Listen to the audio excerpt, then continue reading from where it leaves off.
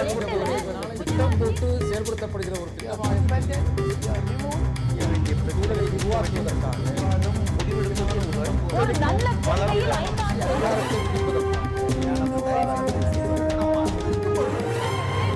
ஒரு மாபெரும் மக்கள் பிரச்சனையாக இது மாறி இருக்கிறது கருத்தை நீங்க சொல்ல இதை வந்து இந்த மக்கள் இந்த லஞ்சத்தை பொறுத்து கொள்ளவில்லை, கிளர்ந்து வருகிறார்கள். லஞ்சத்தை ஒழிக்க வேண்டும் என்கின்ற கருத்து வெறும் பேச்சிலே மட்டும் இல்லை, செயலிலும் இருக்கிறார்கள்.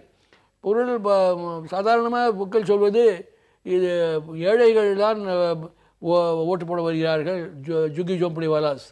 ஆனால் இந்த மிடில் கிளாஸ் அவங்க ஜாஸ்தி பேசுகிறாங்க, ஆனால் அவங்க ஒன்றும் ஓட் போட வரதில்லைங்கிறது இன்றைக்கி டெல்லியில் நடந்துள்ள தேர்தல் சரியில்லை என்று நிரூபித்திருக்கிறது. டெல்லி மட்டுமல்ல, பல 5 மாநிலங்களிலும் வாக்குப்பதிவு அதிகமாக இருக்கிறது. நாம் தொடர்ந்து இதை பற்றி பேசலாம். திருமதி பானு கோம்ஸ், இந்த பிரச்சனையில உங்களுடைய முதற்கட்ட கருத்து என்ன? அது பிரிக் கண்ட்ரீஸில் உலக பொருளாதாரத்தில் ஒரு முக்கியமான 2025 முக்கியமான ஒரு அங்கத்தை இந்த பிரிக் நாடுகள் வகிக்கும் அப்படின்னு ப்ரெடிக்ட் பண்ணாங்க. 2050 உலக பொருளாதாரத்தை லீட் பண்ணி கொண்டு போகிற அந்த லீடிங் பொசிஷனில் இந்த கண்ட்ரிஸ் இருக்கும் அப்படின்னு சொன்னாங்க. ஆனால் இந்த 4 நாடுகளில் சவுத் அமெரிக்கா அப்புறம் சேர்ந்துக்கிட்டு சவுத் ஆஃப்ரிக்கா. ஆனால் இந்த 4 நாடுகளில் முதல்ல அந்த பிரிக் கண்ட்ரீஸில் உள்ள 4 நாடுகளில் இந்தியாவுக்கு மாத்திரம் இப்போ அந்த கிரெடிட் ரேட்டிங் குறைஞ்சிருக்கு. அது மிகவும் கவலை அளிக்கக்கூடிய ஒரு விஷயம், கவனிக்கப்பட வேண்டிய ஒரு விஷயம். இப்போ 94வது இடம்ங்கிறத நம்ம வந்து இம்ப்ரூவ் ஆகிட்டுருக்குன்னு சொல்ல முடியாது. நம்ம இன்னும் ஒரு ஸ்டெப் கூட எடுத்து வைக்கலைங்கிறது தான் அது காமிக்குது. அப்போ ஒரு வளர்ந்து வரும் பொருளாதாரத்தில் இன்றைக்கி எஃப்டிஐ நமக்கு பெரிய பிரச்சனையாக இருக்கிறது. ஏன் இன்வெஸ்ட் பண்ண வரமாட்டேங்கிறாங்க? நம்ம எல்லாத்தையும் திறந்து விட்டாச்சு, ஆனாலும் இன்வெஸ்டர்ஸ் வர்றதில்லை. அப்போ இதற்கெல்லாம் அடிப்படை காரணம் வந்து கரப்ஷன். எல்லா லெவல்லையும் கரப்ஷன் இருக்கிறது. அதை வந்து நம்ம எப்படி இது பண்ண போகிறோம், செக் வைக்க போகிறோம், அதற்கான ஸ்டெப்ஸ் என்ன எடுத்திருக்கோம் அப்படிங்கிறத பொறுத்து தான் நம்ம அடுத்தாப்பில் என்ன மாதிரியான டெவலப்மெண்ட்டை நம்ம நோக்கி நகர போகிறோம் அப்படிங்கிறது பார்க்க முடியும். விரிவாக விவாதிப்பதற்கு முன்னால் உங்களுடைய கருத்து என்ன திரு விஜயசங்கர்? இது வந்து 94 என்ற இடம் வந்து எனக்கு வந்து வேதனை வந்து ஆச்சரியமாக இருக்கிறது.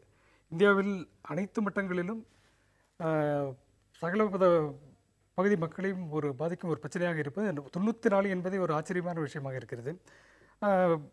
91க்கு முன்பு 1900 புதிய பொருளாதார கொள்கை வருவதற்கு முன்பு அங்கொன்றும் இங்கொன்றுமாக இருந்த ஊழல், அந்த புதிய பொருளாதார கொள்கை வந்து இந்த 20 வருடங்களில் அங்கிங்கு எனாதபடி எங்கும் பிரகாசமாக இருக்கு என்று சொல்லும் அளவிற்கு வந்து வளர்ந்திருக்கிறது. இதில் என்னென்ன பிரச்சனை என்னென்னா, விட்டல் சார் சொன்ன மாதிரி உலக அளவில் நடந்த ஒரு மாற்றத்தில் வந்து சோவியத் கேம்ப் வீழ்ந்த பிறகு இந்த 3ஆம் உலக நாடுகள் இவர்களின் பொருளாதாரங்களை நோக்கி இந்த அமெரிக்காவின் தலைமையிலான முதலாளித்துவ பொருளாதாரம் இவர்களை நோக்கி வருகிறது. ஏன்னா இப்போது திறந்து விடப்பட்டிருக்கிறது. அதே நேரத்தில் உள்ளூரில் இந்தியா போன்ற நாடுகளில் ஒரு வளர்ந்துவிட்ட முதலாளித்துவம், அரசின் உதவியுடன் வளர்ந்துவிட்ட முதலாளித்துவம் ஒரு சுதந்திரம் பெற்று எங்களுக்கும் இந்த கட்டுப்பாடுகள் தேவையில்லை என்று இரண்டும் கோயின்சைட் ஆகுது. அந்த நேரத்தில் இந்த இவ்வளவு உள்ளுக்குள்ளே வந்து என்னென்னா, பன்னாட்டு நிறுவனங்களின் வருகை, நிதி மூலதனத்தின் வருகை, எஃப்டிஐ வந்து வந்திருக்கு, நிறைய வந்திருக்கு. இந்த வருகையே வந்து ஊழலை வந்து ஒரு விதத்தில் அதிகமாக்கி இருக்க மாதிரி தான் எனக்கு தோணுது. திரு வெங்கட்ராமன், இந்த கருத்தை நீங்கள் ஏற்கிறீர்களா? புதிய பொருளாதார கொள்கை அமலானதும் அந்நிய முதலீடு போன்றவை வந்ததும் ஊழலை இந்தியாவில் அதிகப்படுத்தின என்கிற வாதத்தை நீங்கள் ஏற்கிறீர்களா? இல்லவே இல்லை. அதாவது இன்னைக்கு அதிகாரிகள் அரசியல்வாதிகள் மாத்திரம் இல்லை, பெருவாரியான பொதுமக்களே தெரிந்தும் தெரியாமலும் விரும்பியும் விரும்பாமலும் சிறிதளவோ பெரிதளவோ லஞ்சம் வாங்கியோ கொடுத்தோ லஞ்சத்தில் ஒரு பங்கேற்கிறாங்க. அதனால லஞ்சம் வந்து ஒரு மக்கள் இயக்கமாக போயிடுது இன்னைக்கு நம்ம நாட்டில். இதில் வந்து மேல் தட்டு கீழ் தட்டு எல்லா இடத்துலையும் லஞ்சம் பரவி இருக்கு. இதற்கு என்ன காரணம்னு பார்த்தோம்னா, 2 பழமொழி நம்ம மனசில் கொள்ளணும். ஒரு பழமொழி சொல்றாங்க, மன்னன் எவ்வழி மக்கள் அவ்வழி. அதாவது மன்னன் அரசு ஆட்சியில் உள்ளவங்க வந்து நேர்மை இல்லாத இருந்தால் மக்களும் நேர்மை இல்லாத ஆயிடுவாங்க. அதே சமயத்தில் வேற ஒரு பழமொழி இருக்கு, people get the type of government that they deserve. அதாவது மக்களுடைய தன்மையையும் தரத்தையும் பொறுத்து அரசாங்கம் அமையும். இதுதான் இது இதை ரெண்டு பார்த்தீங்கன்னா, கொஞ்சம் ஆழ்ந்து பார்த்தீங்கன்னா இது ரெண்டுலையும் பெரிதளவு உண்மை இருக்குன்னு தெரியும். அதனால வெளிநாட்டு நிறுவனங்கள் இங்கே வருது, அதனால லஞ்சம் கொடுங்க இல்லை, இது உள்நாட்டு பிரச்சனை, நம்முடைய பிரச்சனை.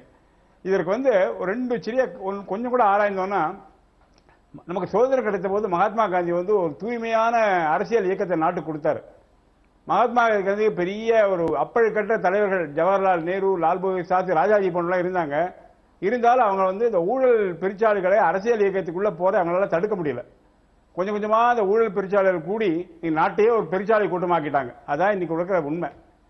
இந்த நிலைமையில எப்படி வெளியே வரணும்னா ஒரே வழிதான். இது லஞ்சம் வாங்குறவங்க, கிரிமினல் குற்றம் சாட்டம் பண்றவர்கள் தேர்தலில் நிக்க விடக்கூடாது. இல்ல அது அது யார் தீர்வு பற்றி செய்வாங்க? நாம் பிறகு பார்லிமெண்ட் பேசலாம். செய்யாது. தீர்வு ஏன்னா பற்றி பிறகு அரசியல்வாதிகள் பேசலாம் தங்களே வெங்கட்ராமன். திரு வெங்கட்ராமன் கருத்து நீங்க. Missing the would for trees பாங்க. ஓகே, ஒரு தனி மரத்தை பார்த்துக்கிட்டு காட்டையே இது பண்றது. ஊழல் என்பது உயர்மட்ட ஊழல் என்பதுதான் உண்மையான பிரச்சனை இந்தியாவில். கீழ்மட்ட அதாவது பிரச்சனை இல்லை என்று சொல்லவில்லை. அது ஒரு மாரல் கொஸ்டினா கூட நம்ம அது இருக்கிறது. ஆனால் உயர்மட்ட ஊழல் என்பது அதிகமாக்கிறதுக்கு வாய்ப்புகள் இன்று அதிகமாக இருக்கு. இந்த பாலிசி டிசிஷன் ஸ்பெக்ட்ரம் ஊழல் ஒன்றை எடுத்துக்கொள்ளுங்கள். இந்த இப்போ பன்னாட்டு நிறுவனங்கள் இருக்கிறார்கள், உள்நாட்டு நிறுவனங்கள், இவர்கள் எல்லாரும் அந்த ஊழலில் ஈடுபட்டிருக்கிறதா அது அந்த வழக்கு நடந்து கொண்டிருக்கு. அதனால அந்த விவரங்களுக்குள் போகவில்லை. அதே மாதிரி ஜார்க்கண்ட் மாநிலத்தில் சுரங்க ஊழல், இதில் எல்லாத்திலுமே ஒரு பொருளாதார கொள்கை ஒரு தாராளமயமாக்கப்பட்ட பிறகு இந்த கம்பெனிகளில் வரும் பன்னாட்டு நிறுவனங்களோ உள்நாட்டு நிறுவனங்களோ அதிக அளவில் நேரடியாக பல பேரை அரசாங்கத்தின் மூலமாக செல்ல வேண்டிய அவசியம் இல்லை. இன்னும் அரசாங்கத்தை இன்ஃப்ளூயன்ஸ் பண்ணுறதுக்கான பல முயற்சிகள் ஈடுபடுகிறாங்க. இது ஒரு முக்கியமான காரணமாக இருக்கிறது. ஏன் அதிகமாக இருக்கிறதுக்கு எனக்கு இந்த விளக்கம் புரியல. கீழ்த்தட்டு மக்களை பற்றி நான் சொல்கிறேன். இந்த ஊழலை பற்றி பெரிய இயக்கம் நடந்து கொண்டிருந்த போது ஒரு நடைபாதை வியாபாரி சொன்னார், நான் ஊழல் செய்தே ஆக வேண்டும், வாழ வேண்டும் என்பதற்காக. என்னன்னா அவர் அந்த நடைபாதையில் ஒரு கடை வைக்கிறதுக்காக போலீஸ்காரருக்கு நான் ஒரு நாளைக்கு 50 ரூபாய் 100 ரூபாய் கொடுத்தா தான் நான் என்னோட வாழ முடியும். அதனால சில பேர் கட்டாயத்தினால கொடுக்குறோம். நம்ம இதை எல்லா விஷயம் சேர்த்து குழப்பி ஊழலுக்கு எதிரான ஒரு பொதுவான போராட்டம் நடத்தி பிரயோஜனமே இல்லை. மேல்தட்டு உயர்நாள் மட்ட ஊழல் அது ஒரு கலாச்சாரத்தை உருவாக்கி விட்டது. அப்போ மேலே இருக்கிறவங்க கண்டிக்க வேண்டிய இடத்துல இருக்கிறவர்கள் கட்டாயமாக இந்த ஊழலில் அதிகமாக ஈடுபடும் போது அது அவர்கள் தவறு செய்யும் போது நான் தவறு செய்வது என்பது அது சரியாகும். எப்படி அது எனக்கு தவறாகப்படவில்லை அப்படின்னு ஒரு கருத்து. இது உயர்மட்ட ஊழல் என்பது இப்போ வந்திருக்க எல்லா கேஸ்லையும் பார்த்தீங்கன்னா அதுதான் நாட்டின் செல்வம் கொள்ளை போய் கொண்டிருக்கிறது. மைனிங் ஊழலில் பார்த்தீங்கன்னா யாருடைய சொத்து? அது இயற்கை ஆதாரங்களை திறந்து விட்டாங்க. பன்னாட்டு கம்பெனிகளுக்கும் உள்நாட்டு கம்பெனிக்கும் இயற்கை ஆதாரங்களை 2G ஸ்பெக்ட்ரம் மக்கள் சொத்து. அது பொதுத்துறை நிறுவனங்களை டிஸ்இன்வெஸ்ட்மெண்ட் நல்லா சக்ஸஸ்ஃபுல்லாக இருக்கிற நிறுவனங்களை டிஸ்இன்வெஸ்ட்மெண்ட் பண்ணுறதுங்கிறது யாருக்கு சாதாரணமான கொள்கை? இதெல்லாம் டிஸ்இன்வெஸ்ட் பண்ணுறதுக்கு அந்த முதலீடுகளை இந்த இயற்கை ஆதாரங்களை அவர்கள் அனுபவித்துக் கொள்ளும், அதை முதலீடு செய்து தொழிலை பெருக்குவதற்காக சொல்லும் போதே நீங்கள் அந்த முடிவை எடுப்பதற்கே ஊழல் காரணமாக இருக்கிறது. மதுகோடா என்பவர் இப்போ ஒரு சாதாரண ஒரு காலத்தில் யாருமே தெரியாது. மதுகோடா 5000 கோடி ஊழல் எப்படி செய்திருக்க முடியும்? இது எங்கிருந்து வந்த பணம்? ஸோ நம்ம அந்த மிஸ்ஸிங் த வுட் தான். மறுபடியும் நம்ம முக்கியமான பெரிய பிரச்சனைகள்லாம் விட்டுவிட்டு சாதாரணமாக தெருவில் நடக்கும் ஊழல்கள், இந்த ஒரு போலீஸ்காரர் 50 ரூபா வாங்கிட்டார் 100 ரூபா, அதுவும் இந்த சாதாரண பிரச்சனையாக சொல்லல. ஆனால் இப்படி பேசும்போது உண்மையான பிரச்சனையிலிருந்து நம்ம திசை திருப்புகிறோம் என்று தான் நினைக்கிறேன். எல்லாத்தையும் பொதுவான ஒரு பிரச்சனையாக. திரு வெங்கட்ராமன், நீங்க குறுக்கிட்டீங்க, திசை திருப்பக்கூடிய வாதத்தை முன்வைக்கிறீர்கள் அப்படின்ற குற்றச்சாட்டை நீங்க ஏற்கிறீர்களா? இல்ல அதாவது ஊழல் பெரிய ஊழல் சின்ன ஊழல்னே கிடையாது. இன்னைக்கு ரியல் பிரச்சனை என்னன்னா மக்களோட மனதளவில் ஊழல் செஞ்சா தவறு இல்லைன்னு தோணி போயிடுது. பெரிய அளவுலையும் தோணி போயிடுது, சின்ன இடத்துலையும் தோணி போயிடுது. டிரான்ஸ்பரண்ட் இன்டர்நேஷனல் ரொம்ப அழகா சொல்லியிருக்காங்க. அந்த உருவாகிறதுக்கு காரணம் அரசியல்வாதிகள், அதிகாரிகள், இவங்க தான் முக்கியமான காரணம். அதை பத்தி பின்னாடி சொல்லலாம். இப்போ இதுல என்ன பிரச்சனை அப்படின்னா மக்கள் மனதில் ஒரு ஊழல் ஆணியத்தரமா செய்து போயிடுது. அப்போ என்ன ஆகுதுன்னா ஓட்டு போடும்போது 50 ரூபா ஓட்டு வாங்கினா இன்னொரு 500 ரூபா கொடுத்தா 500 ஓட்டு ஓட்டு போடுறோம், அதுதான் நம்ம சரி அப்படின்னு சொல்லி ஓட்டு போடுறாங்க. இந்த மாதிரி நிலைமை வரும்போது ஊழல் அரசியல்வாதிகள்லாம் அங்க போயிடுறாங்க. அதனாலதான் மதுகோடா ஊழல் வருது, கோல் ஸ்கேண்டல் வருது. இது காரணம், முழு காரணம் மக்கள் மனதில ஊழல் தவறு இல்லைன்னு ஒரு அபிப்பிராயம் வந்துருச்சு. அதனால நம்ம மதுகோடா ஊழலையும் காரணம் அடிப்படை காரணம் மக்கள் மனதில் உள்ள மாற்றம். தொடர்ந்து பேசலாம். இல்ல அந்த ஒரே ஒரு பிரச்சனை தான் எனக்கு. இந்த அரசியல்வாதிகள் மட்டும்தான் இதுல பிரச்சனை. இந்த அமைப்பே ஊழலுக்கான ஒரு வாய்ப்பை ஏற்படுத்தி கொடுத்திருக்கிறது என்பது வாதம். அரசியல்வாதிகள் யாரிடமிருந்து பணம் பெறுகிறார்கள்? அதை ஏன் பேச மாட்டேங்கிற? அது என்ன சாதாரண மக்கள்கிட்ட ஓட்டுக்கு பணம்ங்கிறது அது வேற ஒரு பிரச்சனை. அது ஒரு பிரச்சனைக்கு நம்ம பேச முடியும். ஆனால் அரசியல்வாதிகள் யாரிடமிருந்து எதற்காக பணம் வாங்குகிறார்கள் என்ற கேள்விக்கு பதில் வந்தாலே எங்க தவறு இருக்குது என்று தெரியும், எது பெரிய தவறு, எதிலிருந்து தொடங்குகிறது என்று தெரியும். கருணாநிதி, உங்கள் பார்வை. அதாவது ஒரு திரைப்படத்தில் ஒரு வசனம், ஒரு கணவன் தன் ஒரு பையன் தவறு பண்ணான்னு சொல்லும்போது, இங்கே பாரு உன் பிள்ளை தவறு பண்ணுறான்னு அம்மா கிட்ட சொல்கிறாங்க. அந்த அம்மா சொல்கிறாங்க ஒரு பதில், ஏன்னா உங்களுக்கு ஒன்றுமே சம்மந்தம் இல்லாத மாதிரி பேசுகிறீங்களே அப்படின்ட்டு. இப்போ அந்த மாதிரி தான் இருக்குது. அரசியல்வாதிகளையும் அதிகாரிகளையும் குற்றம் சொல்கிறது தப்புன்னு நான் சொல்லலை. ஆனால் அதற்கு அவர்கள் மட்டுமே காரணம் இல்லை. இதை வந்து கையூட்டே அவர்களுக்கு வழக்கமாக்கி விட்ட பொதுமக்களும் அதற்கு காரணம். எப்படின்னு கேட்டிங்கன்னா, ஒரு கமாடிட்டி வந்து விற்கிதுன்னு சொன்னால் அதுக்கு டிமாண்ட் இருந்தால் தானே விற்கும். நீங்கள் உங்கள் கையில் பவர்ஸ் இருக்குது, சர்வீஸ் இருக்குது, you have to give it and free of cost கொடுக்கணும். அதை கொடுக்காம அவன் காசுக்கு விற்கிறான். அதிகாரிகள் மக்களை குறை சொல்வதும் மக்கள் அதிகாரிகளை பார்த்து குறை சொல்வதுமான போக்கு இருக்கு. அவர்கள் கேட்கிறார்கள், நாங்கள் தருகிறோம், இவர்கள் சொல்கிறார்கள், இவர்கள் தருகிறார்கள், அதனால் நீங்க வந்து நம்ம கிரீடினஸ் அதிகமாக போச்சு, கமர்ஷியலாக நினைக்க ஆரம்பிச்சிட்டாங்க. 50 ரூபா கொடுத்தா கூட பரவாயில்ல. அதாவது ஒரு டிராஃபிக் சர்ஜென்ட் கிட்ட 100 ரூபா கட்டி பையனை கட்டுறதை விட 50 ரூபாயை கொடுத்து ஈஸியாக முடிச்சுட்டு போகலான்னு நீ 50 ரூபா கொடுக்குற. அடுத்த தடவை என்ன நினைக்கிற அந்த டிராஃபிக் கான்ஸ்டபிள், பரவாயில்ல 50 ரூபாய் வாங்கிட்டு ரசீது கொடுக்காம கொடுக்கலான்னு அந்த ஆளுக்கு ஹீஸ் பிகம் கரப்ட். அடுத்த தடவை சும்மா இருக்கிற ஆள்கிட்ட அவர் வந்து வெறும் ஃபைன் போடுற ஆளுகிட்ட நீங்களே டெம்ப்ட் பண்றீங்க. அப்படிதான் அதே மாதிரி ஒரு அவர் கேட்கறது இல்லை. முதல்ல ஆரம்பிக்கிறது இப்படிதான், இவங்க தான் ஆரம்பிக்கிறாங்க.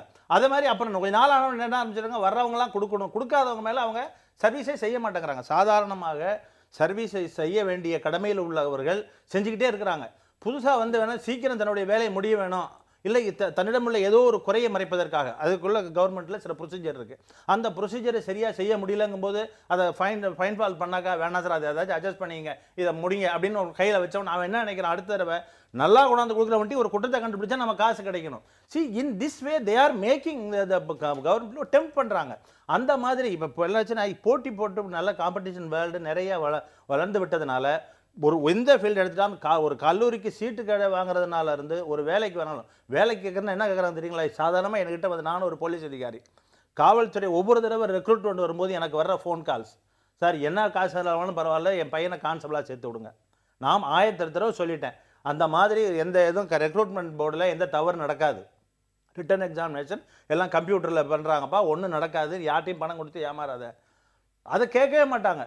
சார் எப்படியாச்சும் சார் நான் பணத்தை கொண்டாந்துறேன் சார், பணத்தை கொண்டுகிட்டே வருவாங்க, வந்து வச்சுக்கிட்டு நீங்கள் சொல்வதை போல எத்தனை அதிகாரிகள் இருக்கிறார்கள் என்பது தெரியவில்லை. நாம் தொடர்ந்து பேசலாம். இதுல வந்து கீழ்மட்ட ஊழலா மேல்மட்ட ஊழலா அல்லது அரசியல்வாதிகள் எடுக்கிற முடிவு யாருக்காக இந்த ஊழல் நடத்தப்படுகிறது, எந்த பொருளின் மீது நடத்தப்படுகிறது என்பதை பற்றியெல்லாம் விவாதிக்க வேண்டியிருக்கிறது. ஒரு சிறிய இடைவேளைக்கு பிறகு நேர்பட பேசு தொடரும்.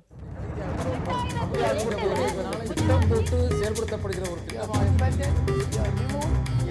சூழலை உருவாக்குவதற்காக